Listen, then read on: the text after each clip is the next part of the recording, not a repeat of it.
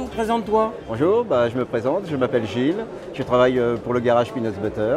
On a créé ça il y a quelques années avec mon collègue Nicolas et on participe à une émission qui s'appelle Vintage Mécanique. Dis-moi, en fait, on se connaît, on va pas se mentir, on se connaît depuis très longtemps. Ouais. Du temps tu venais à notre manifestation de coccinelle à Porte d'Orléans. Exact, il y a des années, ouais. Voilà. Je venais avec ma petite coccinelle décapotable, magnifique. Mais dis donc, normalement, tu es informaticien de métier, qu'est-ce que c'est que cette histoire? Ouais, j'ai craqué. L'ingénierie informatique, c'était pas ce qui me plaisait finalement. Et donc petite reconversion, les mains dans le cambouis, j'adore. Quelle a été la rencontre avec Nico? Comment ça s'est passé? Nico, c'est quelqu'un que je connais depuis très longtemps. Nicolas faisait des courses de dragster justement avec sa coccinelle. Je l'ai connu sur les pistes de dragster. Et on avait un garage déjà qui était ouvert depuis, pas ouvert, mais c'était notre atelier. On bricolait nos bagnoles, on montait des moteurs, on faisait des arceaux, on faisait de la resto de coccinelle principalement. Et un jour, on a ouvert les portes du garage et on s'est dit, bon voilà, changement de vie, on ouvre un garage. Parce que la différence avec les autres garages, c'est qu'on arrive vraiment à s'inspirer de qui vous êtes et ce que vous faites, parce que vous, c'est une vraie grange. Je suis sûr qu'il fait froid l'hiver, trop chaud l'été. C'est à la route, ça, ouais. On est dans une grange, on va dire zéro confort. On travaille comme on a l'habitude, finalement. Mais bon, on espère à mieux. Hein. Moi, j'aimerais bien avoir du chauffage l'hiver.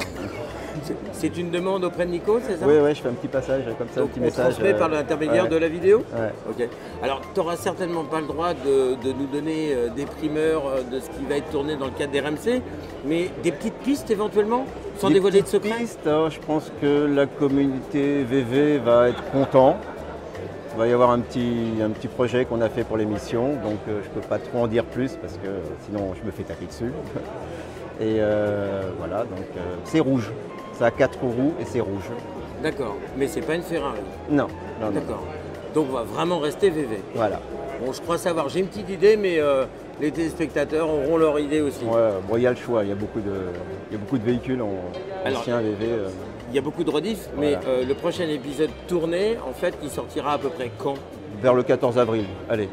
Ça y est, on a eu une info de l'un des boss des RMC. Ouais, okay. Merci. Bon alors, ces émissions que vous tournez, un véhicule, ça ne se tourne pas en 10 secondes, c'est pas en une semaine. Comment ça se passe en fait en vrai? C'est très compliqué de résumer en 45 minutes, 1 heure, une restauration qui peut durer 5 mois, comme la Rosalie de 1932 qu'on a entièrement refait en 5 mois non-stop. En fait, il y a des jours de tournage, des éléments que veut montrer la chaîne, les freins, les suspensions, la carrosserie, voilà. Et donc on prépare le travail pour l'équipe de tournage pour qu'on puisse tourner ces moments-là. Mais le tournage c'est très compliqué parce que par exemple monter un carburateur, on va le monter une fois. Après on nous dit on recommence plan large. Après on recommence plan serré parce qu'on veut voir les mains. Donc en fait on le remonte 3 fois le carburateur. Puis souvent on n'a pas le temps de bien peaufiner les choses parce que ça peut durer des heures. On le monte comme ça visuellement. Et quand ils partent, on le remonte une 4e fois, cette fois-ci bien en serrant, en prenant l'heure qu'il faut pour monter le carburateur par exemple. Le régler, tout ça. C'est pas très compliqué la voiture ancienne. Si on sait démonter un boulon, on sait démonter plein de trucs et remonter derrière. Bon, ce qui est génial, c'est que vous nous apprenez plein de choses.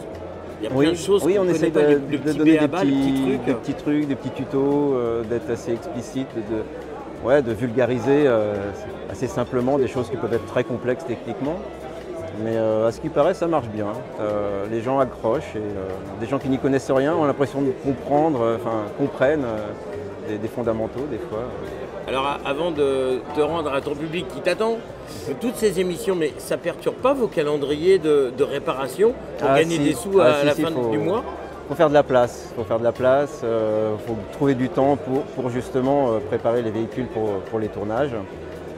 C'est chronophage, mais bon c'est plaisant, l'équipe de tournage est vraiment sympa, on rigole bien et on arrive à faire de la place quand même. Puis dis donc, tu m'avais caché quelque chose, il y a un nouveau dans l'équipe. Il est là. Bonjour, présente-toi. Salut, moi c'est Alex. T'es dans la prochaine émission? Ouais, je suis sur la saison 7 de Vintage avec avec Gilles et Nicolas. Alors quel sera ton rôle? Bah, mon rôle, un peu comme eux, hein, on est tous polyvalents, on fait tous de la mécanique, de la carrosserie, voilà, on restaure des voitures. Donc tu es le jeune de l'équipe? Je suis le petit jeune, ouais. Et comment tu t'es fait recruter alors? Eh ben, j'ai fait une formation qui s'appelle le CNVA. Après, j'ai fait un stage parce que je les connaissais déjà, parce que j'ai un combi et du coup, j'habite pas très loin de l'atelier, donc on se croisait de temps en temps. Et à la fin de ma formation, il fallait que je fasse un stage de 2 mois et directement, je me suis tourné vers Nicolas et Gilles pour faire mon stage. Et puis, on s'est bien entendu, donc je suis resté.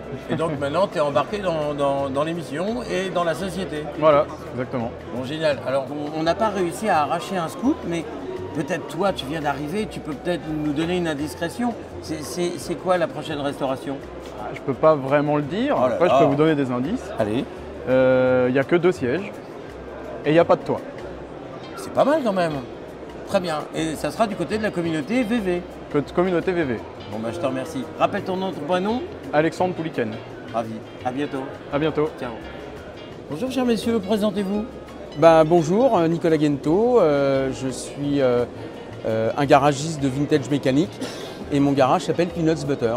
L'électrique dans le domaine de la voiture de collection. Oui. Voilà. Alors le rétrofit sur les anciennes, pourquoi pas.